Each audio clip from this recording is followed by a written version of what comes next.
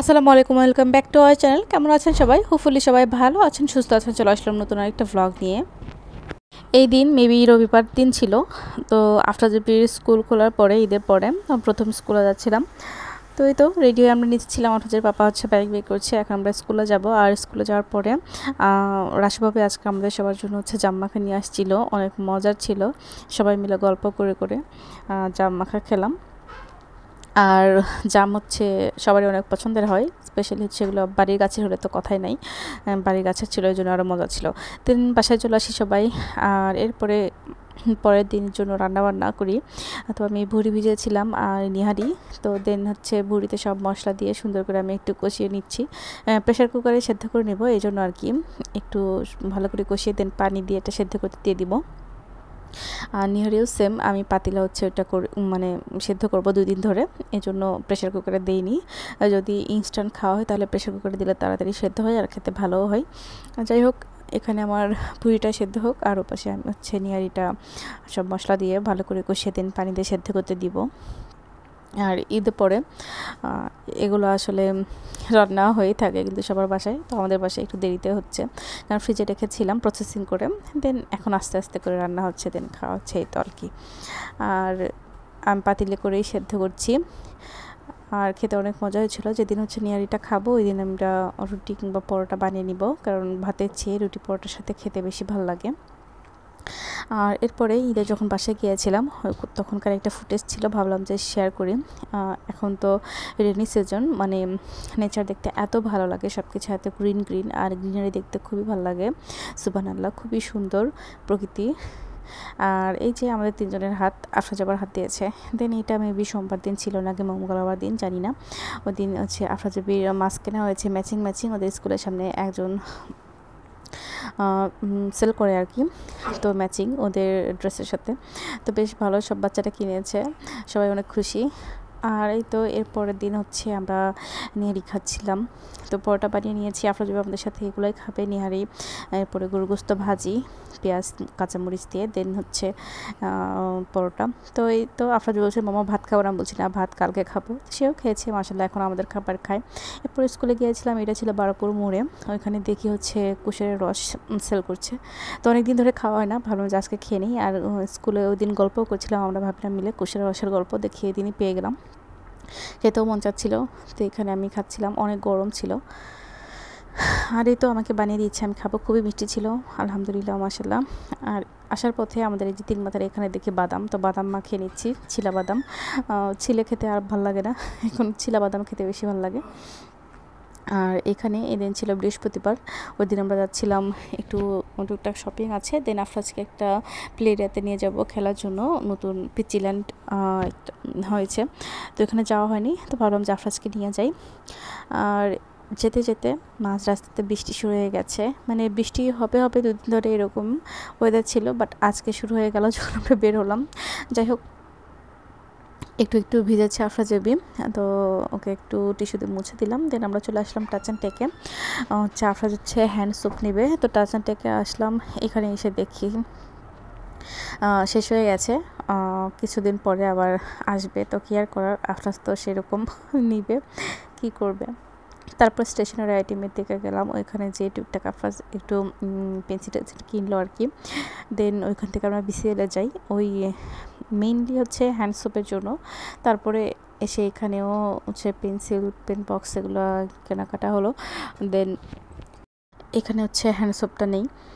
তারপরে আমরা আবার স্বপ্নতে গেলাম, তো স্বপ্নতেও নেই, তো স্বপ্নতে আর কোনো ভিডিও করা হয়নি। দেন মৌসুমিতে আসলাম, একমাত্র মৌসুমিতে পেলেই পাবো এই ভরসায়। তো এসে দেখি হ্যাঁ এখানে পেলাম আর কি হ্যান্ড সোপটা, তো এই তো এখান থেকে কিনে নিলাম। দেন এখন আমরা যাব হচ্ছে নিউ মার্কেট, নিউ মার্কেটেও কাজ আছে, ওইখানে অনেকটা সময় লেগেছিল। তো এরপরে হচ্ছে আফরা জবির পরীক্ষার জন্য সে 2টা ব্যাগ কিনলো, একটা কিনতে এসে 2টা পছন্দ হয়েছে, ওর হচ্ছে প্রিয় কার্টুন ক্যারেক্টার আর কি, এজন্য। তো আমরা চলে আসছি জলেশ্বরতলা কালী মন্দিরের পেছনে, এটা পিচিল্যান্ডে। তো আমি এটা হচ্ছে ডিটেলস একটা ট্যুর ভিডিও শেয়ার করেছি আপনাদের সাথে, হোপফুলি আপনাদের কাছে এটা ভালো লাগবে। আর এখন হচ্ছে ছোটো ছোটো একটি করে ক্লিপস দেখায় ওই দিন আমরা কী কী করেছি না করেছি এগুলো। তো এই তো চলে আসলাম, আমরা উপরে যাচ্ছিলাম। তো যেহেতু ফার্স্ট টাইম আসছি এখানে, জানতাম না যে মোজা লাগবে আর কি। মোজা নিয়ে আসলে লাগবে না, নয়তো এখান থেকে 50 টাকা দিয়ে মোজা কিনতে হবে। তো এই তো ঢাকাতে আমরা যখন ডগি ফান ওয়ার্ল্ডে গিয়েছিলাম একটা প্যাকেজ নিয়েছিলাম, ওটার সাথে কিন্তু মোজা ওটা ফ্রি দিয়েছিল। তো এখান থেকে এখানে তো আর ওরকম সিস্টেম নাই। তো যাই হোক, এরপরে হচ্ছে আমরা আসি, আর এইখানে হচ্ছে সব কিছু এই যে আমি একটু দেখানোর চেষ্টা করছি, আর ডিটেলস ভিডিওতে সব কিছু বলে দেবো। তো 1 ঘন্টার জন্য এই তো 200 টাকা এন্ট্রি ফি। যাই হোক, আফরাদীপ অনেক বেশি এনজয় করেছে, যেহেতু এটা নতুন ছিল, বেশ ভালো ছিল ওই জন্য আর কি।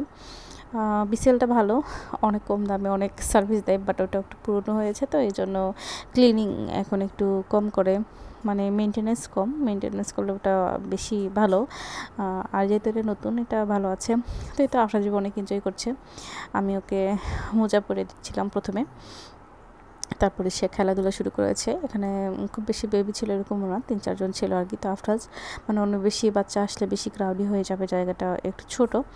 যাই হোক, আফরাজ এখানে অনেক এনজয় করেছে, এটা অনেক বড় কথা। 1 ঘন্টা যে কোন দিক দিয়ে চলে গেছে বুঝতে পারিনি আমরা। তারপরে আমরা বাসায় চলে যাব। এই তো আফরাজ এখানে জাম্পিং করছে, সে অনেক খুশি। তারপরে সে তো আর বেশিক্ষণ একটা খেলা খেলবে না, তার ইন্টারেস্ট শেষ হয়ে যায়। তারপরে সে সব কিছু একটু একটু করে ট্রাই করছে। এই তো, আর ভালো এনজয় করেছে। আর সে বলছে কি আসতেই চাচ্ছে না, এরকম একটা অবস্থাতে মনে হচ্ছে থেকেই যাবে, এত এনজয় করছিল। তো যাই হোক, সব কিছু নতুন নতুন ছিল, এই জন্য ভালো লাগছিল। বাট স্পেসটা একটু ছোট বাচ্চাদের খেলা হিসাবে, আরও একটু বড় হলে আরও বেশি ভালো হতো। আর প্যারেন্টসদের জন্য যে চেয়ারগুলো দিয়েছিল, এগুলো এত আনইজি লেগেছিলো আমাদের কাছে, কি বলবো। আর এই যে এখানে স্লাইডারের এরিয়াটা বেশ ভালো ছিল। এখানে একটা ছোট্ট দোলনাও আছে, আফরাজ বসতে যে স্লিপ করে গেল, আফরাজ যে একটু বড় বেবি। যাই হোক, এটা একটু বেশি ছোট্ট দোলনা। তারপরে সে আবার বসে দোল খাচ্ছে, মাশাল্লাহ সে এনজয় করছে। আর আমিও তার ভিডিও করে দিচ্ছি, ছবি তুলছি, আমি ওর সাথে সাথে এনজয় করছি। আর তারপরে আসলে এই তো খেলাধুলা শেষে বাসায় চলে এসে আবার রান্নাবান্না, কারণ কি শুক্রবার দিন থাকবে, আজকে তো বৃহস্পতিবার ছিল।